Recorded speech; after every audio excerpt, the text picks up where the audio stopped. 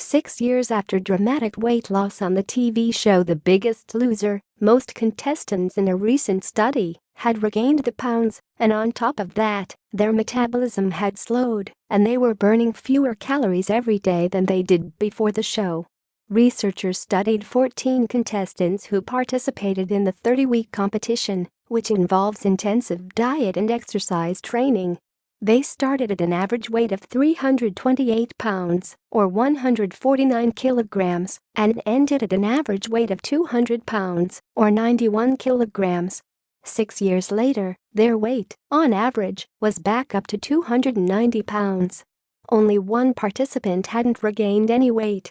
Similarly, percent body fat started at an average of 49%, dipped to 28% and returned to 45% over time. But resting metabolic rate did not follow the same pattern. The group as a whole on average burned 2,607 calories per day at rest before the competition, which dropped to about 2,000 calories per day at the end. 6 years later, calorie burning had slowed further to 1,900 per day. The slower the metabolism, the more a person has to cut back on calories in order to keep from gaining weight.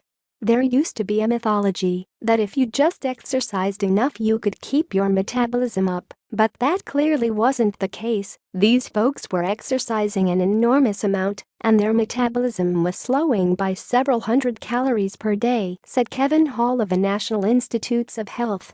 Their metabolisms didn't speed up again when they regained the weight, he told Reuters Health.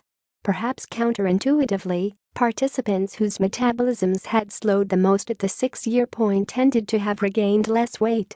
Your body is working to defend your energy stores, really your fat mass, said Dr. Michael Rosenbaum of Columbia University. When that fat mass is diminished, either by eating less or exercising more, most of us respond by changes in brain circuitry that increase our tendency to eat, and changes in neural and endocrine systems, and especially muscle, that make us more metabolically efficient. It costs fewer calories to do the same amount of work. The aim of the Biggest Loser program is entertainment, not sustained contestant weight loss, said Professor John Speakman of the University of Aberdeen. It is not a prescription for how to change your life. But the Biggest Loser results are not uniformly dire, Hall said. On average, the group regained much of their weight, but did maintain about 12% weight loss even after 6 years, had better cholesterol profiles, and none had developed diabetes. During follow-up,